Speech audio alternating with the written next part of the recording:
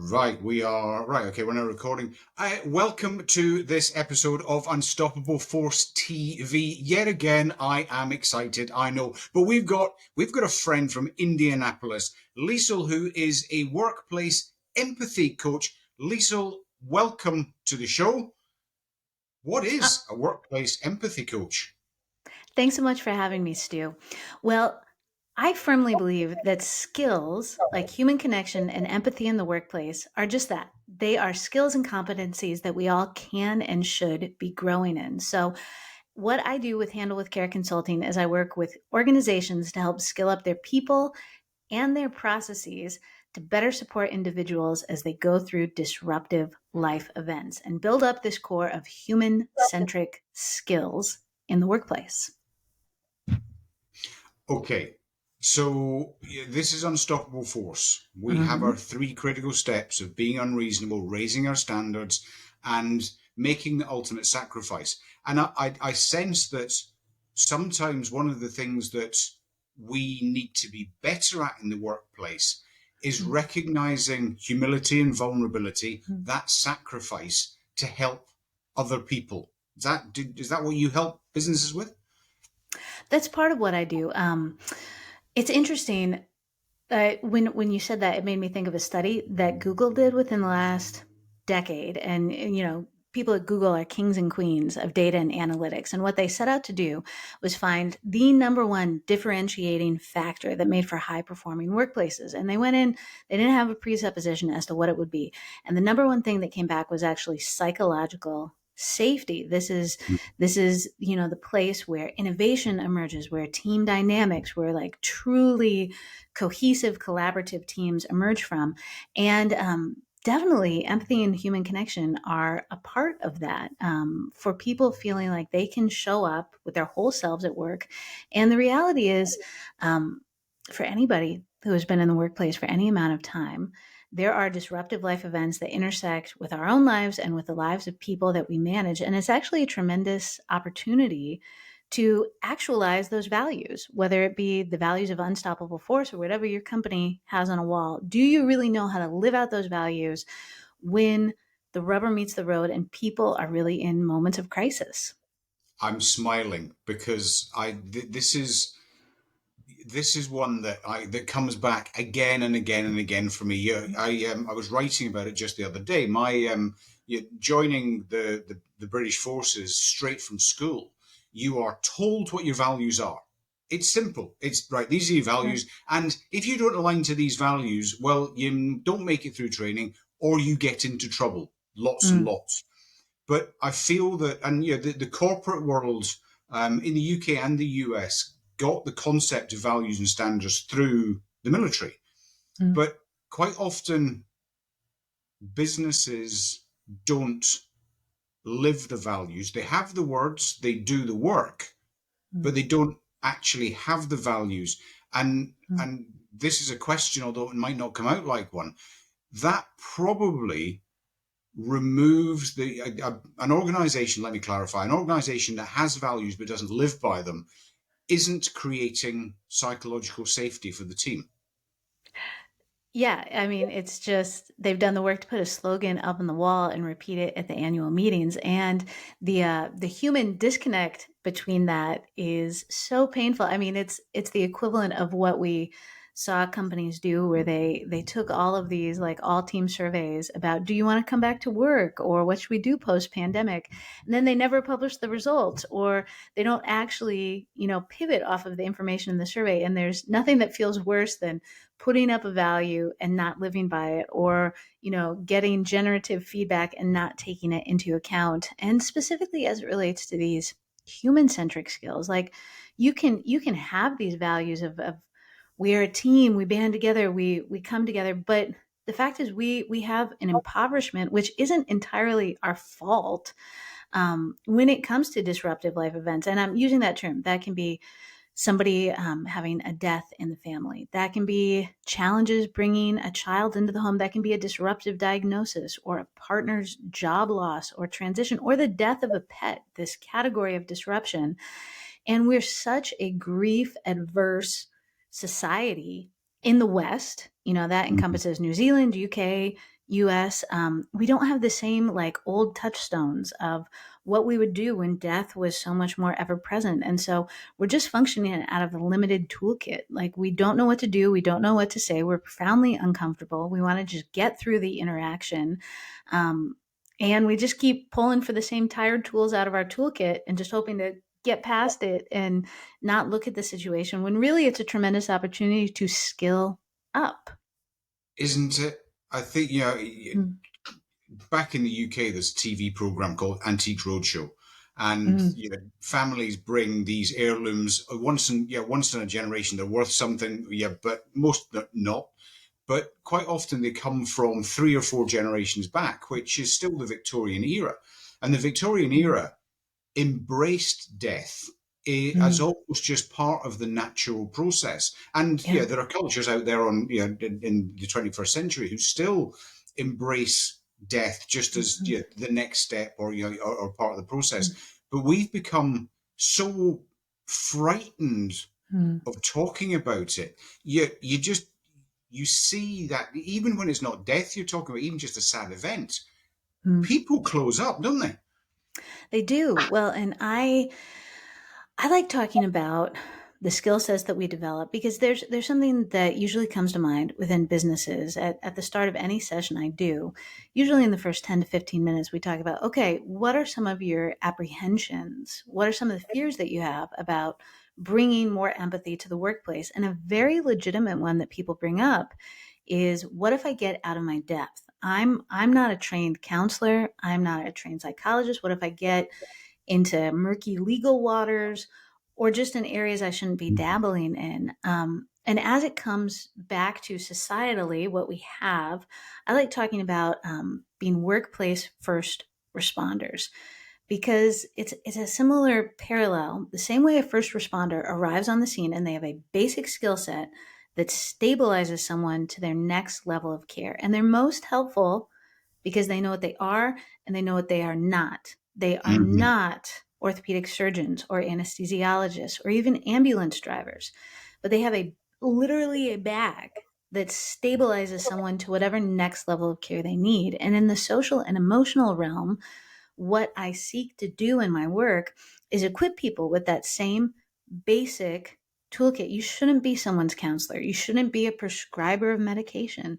But what you can have is just like having an ACE wrap and an aspirin. You can stabilize them to whatever next level of care they need. And frankly, sometimes what someone really needs in a crappy day or season is for someone to come alongside them and be like, this is really hard right now. And I want to let you know that I'm going to be with you as a manager. We're going to help redistribute work if you need it. I believe in you. And I'm going to walk with you to the other side of this. And you just,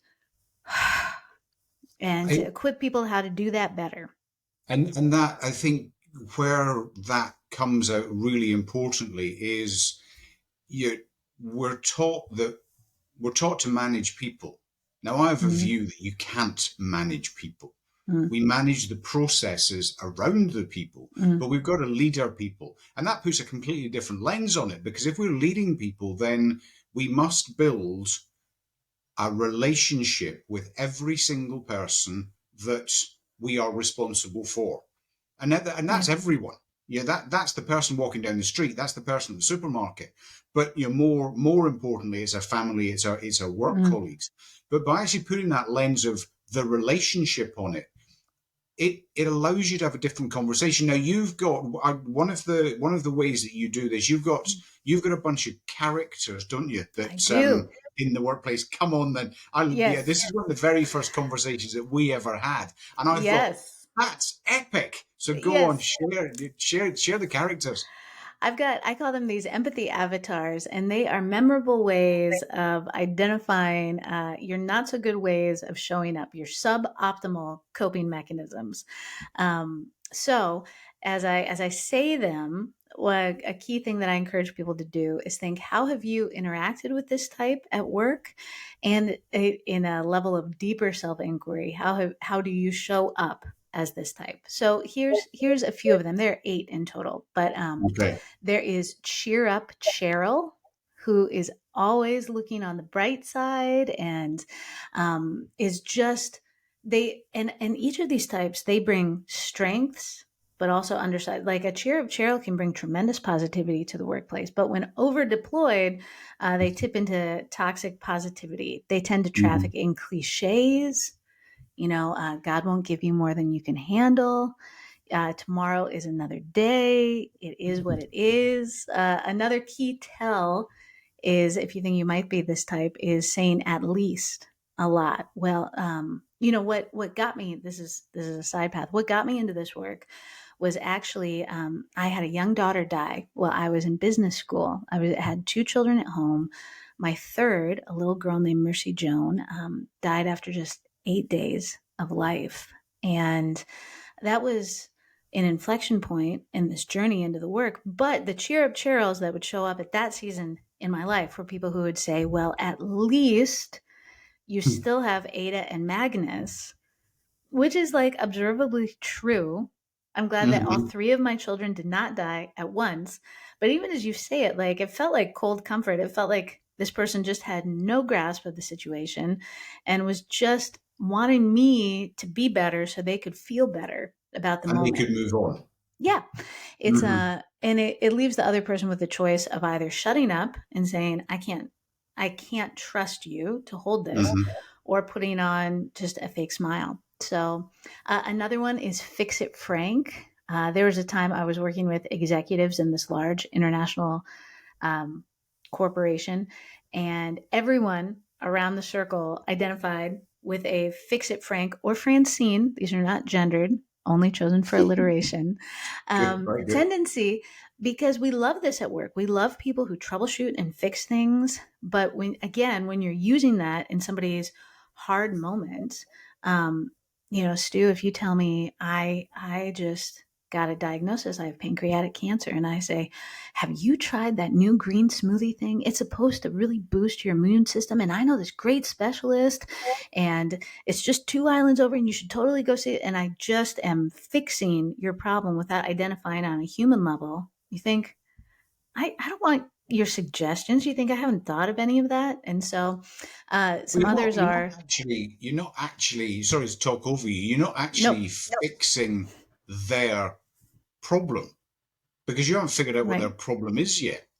You've Yes. been introduced to the cause. Sorry, you've been introduced to the effect. And yeah, I mean, that's one of the biggest challenges we have is, we see the effect and we solve the effect. We don't take time through relationships, track back to Hmm. go, right, the cause is actually that. So, yeah, Right. sorry, I interrupted. You were talking about fix it, Francine. Yeah. Well, and in full disclosure, I would, in my not self aware self, totally be a fix it person, because there's an Hmm. internal part of me that thinks I have so many good ideas. Surely this person is going to think that they're helpful. And you have to, that's a big part of the work also, when you identify where you tend to go off the rails, ways to bring yourself back towards center. Another type that I could very easily be is a commiserating Candace or Charlie. That is You someone, really? I don't see that. yeah, for sure. Someone who will jump right in with their own sad story. Stu, if you tell me that your dog died, I say, oh, I know exactly how you feel. My dog Fido just got hit by a car 3 weeks ago, and it was the worst. And before you know it, like I am off to the races, and I have Mhm. totally hijacked the narrative and centered myself in it. Yeah. There's a whole other session that I do on empathy for complex conversations, and especially people of minority cultures in the workplace. Like this pivot happens to them all the time. They finally get to a moment where they voice their experience, and someone comes in and says, I know exactly how you feel. That happened to me. And the centering of the story has completely been taken from them. So So that's what's the that's just a answer? handful. Yeah, no, that's great. And actually, more importantly, is there a place that people can find all eight of them? Yes, you can go and find out more at my website, lieselmurdis.com. That's a great place to go. Another place I can be found, I am the host of my own podcast. I've been on something of a hiatus, but the older episodes are Yeah, still still waiting for an golden. invite. I know, I know. We took a break during the early stages of COVID, but when we start up again, you can know. you'll be there. But it's Handle with Care, Empathy at Work, which can be found in all the places. Well, many of the places you can find podcasts. Right, and we'll make sure that we add the website and the details of the podcast onto Yeah. the blurb off the I'll back of send this one. you a one pager with the empathy avatars too, so people can just easily click on that. Excellent. That's Yes. awesome. Right. Anyway, back to where we were. I sense, Mm. and I do work with working styles and helping people Mm. collaborate and work and negotiate with more challenging people, because let's face it, we're all perfect. Yeah. I sense that of the we've probably got a lead avatar, Mm. but we've got a little bit of all of them. Yeah, when I first started teaching this, I thought, oh, I'm just one or two of these types. But the more I grow in my self inquiry and the longer I do this, I see that given the right constellation of circumstances, I can inhabit the energy of lots of types. There is Fix It Frank, Interrogating Edward, Buck Up Bobby. These are all like, they tend to be more task focused types. Mhm. You can also go sideways with people who are more relationally focused. But for example, the Buck Up Bobby or Barbara energy is someone who is just so focused on getting things done that they miss the moment. An example from a guest on my podcast was there was a woman. She's at work. She has a female boss, and she gets news that her mother's cancer has come back, and it's really bad. She gets it at the workplace. She goes in to tell her female boss, which I highlight the gender just to say sometimes we think of these as like, oh, tone deaf guys do that. It is not a respecter of Mhm. genders. Yeah. So she goes in and my mom's cancer is back. It's really bad. And her boss, who is typing furiously, doesn't even look up. She just says, I don't know why you're telling me this right now. It is our busiest season and there is work to do. And that was the end of the interaction. And this was the tipping point for this woman who is now a CEO of her own business to be like, I am out of here. I'm not working for you Yeah. anymore. And it's this hyper focus on tasks. All that to say, when I first started doing this, I thought, well, that's not really me. That's not really my MO. But it can completely be like with my children when I've tried to get them out the door, putting on shoes inside. Someone's like, Mom, I'm sad. I'm like, there is no time for sadness. Um, which just goes to show that it's not perfect is the enemy of progress. It's not about like always doing it perfectly. It's about seeing those opportunities of like, oh yeah, this is another opportunity where I am missing people. How can I still get out the door, but also acknowledge what's going on for the child instead of just shutting them down? I I think haven't nailed it, but I'm growing in it. But that's cool because would we ever want to nail it? I mean, there's situations I'm Yeah. quite sure you've just landed and it's Yeah. worked. But I think one of the great things about having these avatars is that you've got something to reflect on Mm. rather Yeah. than how did that interaction go, Right. or I nailed that. Yeah. You're walking away thinking, right, which avatar was I Yes. in that? Why does my energy feel off when I feel like Mm-hmm. I've just helped someone? What avatar was I? Right. And we've then got the opportunity to grow. Whereas if we don't have, I suppose, if we don't have a baseline, Mhm. then we don't know how to grow. Yeah, it also gives a certain element of psychological safety and buffer because I'm not saying like, Stu, you were a jerk to me right there. You just tried to give me a whole bunch of solutions. Like I can say, Stu, I feel like you did that fix it Frank thing to me. Like it's Okay, it's yep. an energy that you're inhabiting instead of who you are. It also there's nothing magic, but it's kind of sticky and memorable. And I find in the organizations that I work with, it's also a basis of a shared language that Mhm. people can then use, even just talking about disruptive life events, and also introducing what are organization wide like processes for meaningful gestures and support that you can put into place I tell people, again, the first day, week, and month, there's not something magic about this, but it helps keep you honest because anything that matters to us shows up in our calendars. And if there's someone on your team who's going through something hard, their father has just taken a fall and is being put into a long-term care facility, and they are the primary, they're the only child. They're navigating this new world. Reach out to them the first day it happens. And on that first day, drop something into your calendar a week later and a month later just to circle back. Because especially with these ongoing things, people need Mm. care not just in the moment, but they want to feel like they have a support system that extends to the long term. And it doesn't have to be something fancy. It can be sending them a text, giving them a call. A month later, what that sounds like is, hey, how is your dad adjusting to his new living situation? How are you doing? I just wanted to check in. And that leveling up of intention makes such an impression on people because it's hard enough to show up in the moment, let alone to be someone who remembers to check in. And it's not that I'm some, super special person. It's that I plan for it in my calendar, just like everything else that matters to me. And it's leading people in that next step because it matters, because it really does affect employee satisfaction and how people show up. Start putting it in your calendar. And that brings us back to a unique relationship with every single person that Mm, we interact with. Because some people, and I want to come back and ask a question about yeah. specifically that. But yeah, some people will be you're really taken with that Mm, in the moment.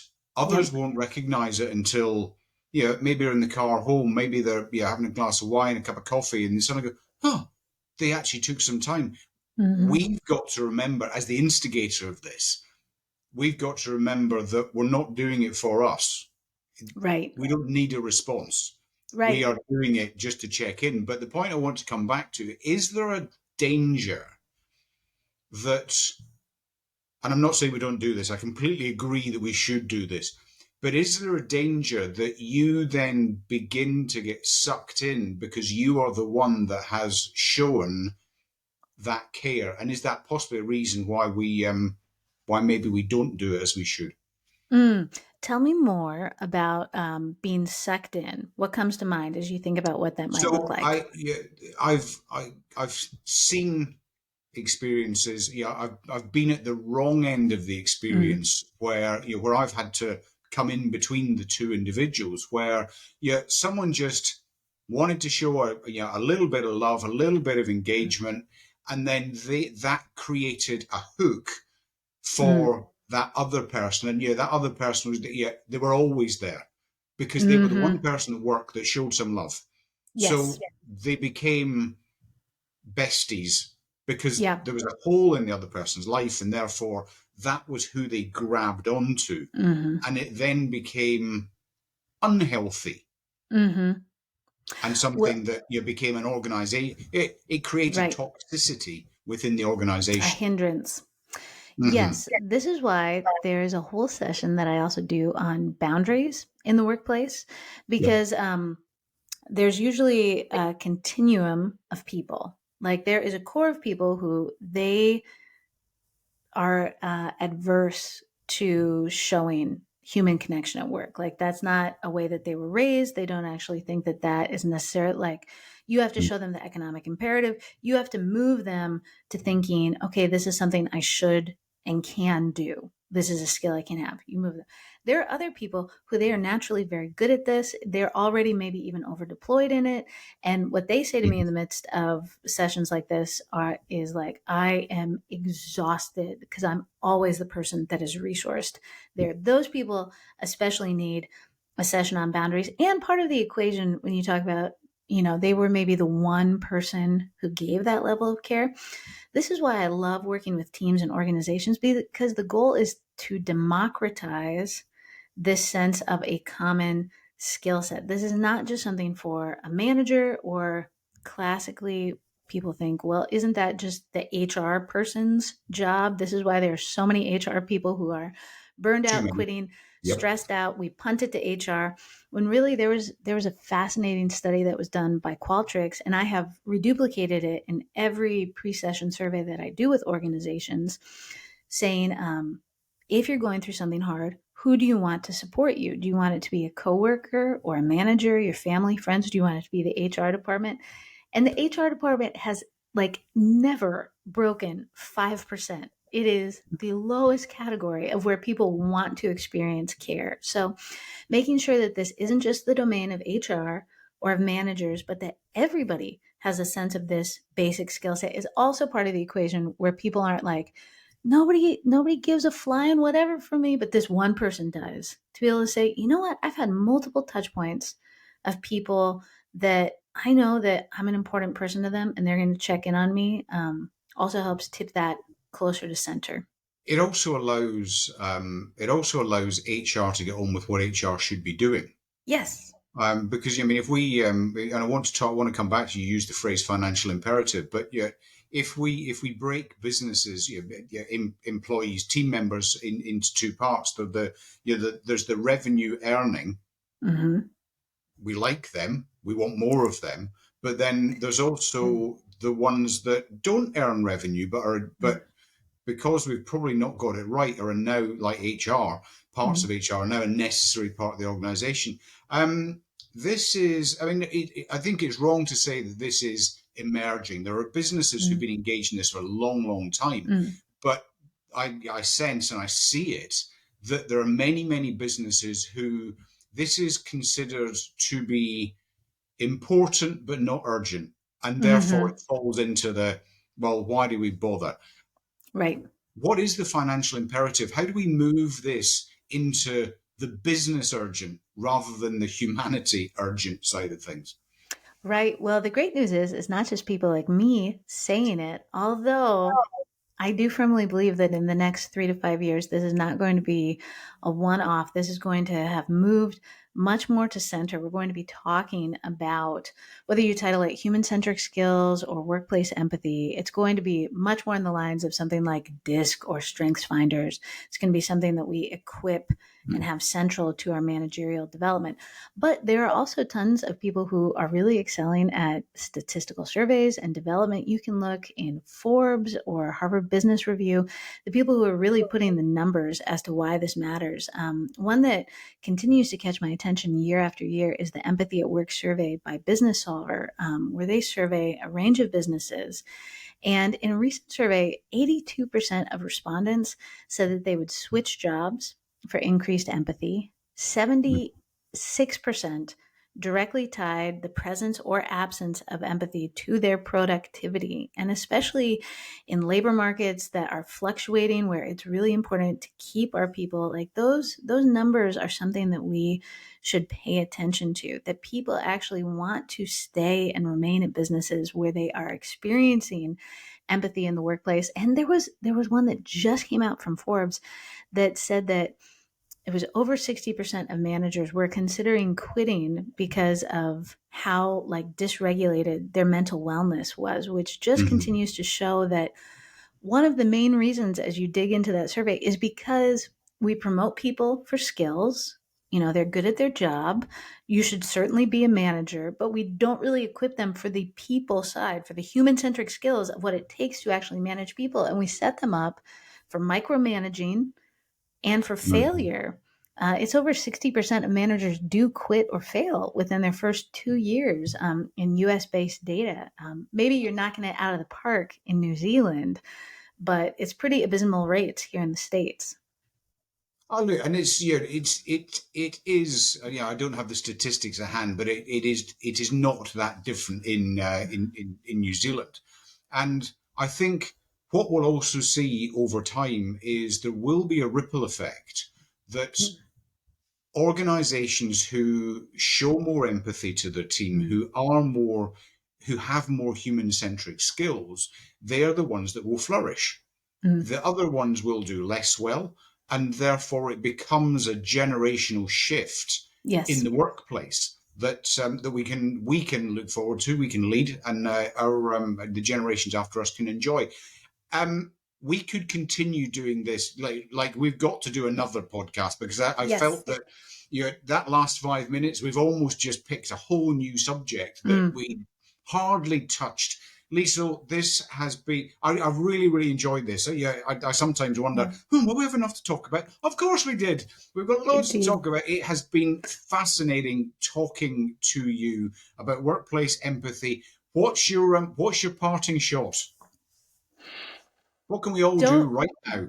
don't lose heart. Perfect is the enemy of progress. And even as you listen to this, there might have been someone that you thought, oh my gosh, I did that fix it thing or I did that cheer up thing just within the last month or two. Know that circling back and declaring your intention is really, really powerful. That can sound like, you know what, Stu, you shared something hard with me last week, and I realized like I just tried to cheer you up out of it. I am working on that. I don't want to do that moving forward. Really, really powerful. One other thing, keep a running list in your calendar around major holidays in New Zealand. If you know someone who will struggle, that could be somebody who's celebrating their first Christmas without their long term partner because they've had a divorce. And you find out in July, start a running note around Christmas time. I joke, I used to abbreviate it FU for follow up till somebody pointed out to me. They were like, that's not a good abbreviation. It's now Yeah. RO for reach out. Just start doing that throughout the year, and it will really help you keep track of the people that you want to reach out to during times that are complicated. Perfect way to finish a Mhm. conversation about workplace empathy. Liesel, Yeah. thank you very much for being a part of Mhm. Unstoppable Force TV. We will speak to you and we'll have you on again very, very Yes, soon. I look forward to it. Thank you, Stu. All right, cool. How was Great. that for you? That felt great. I mean, I like talking with you.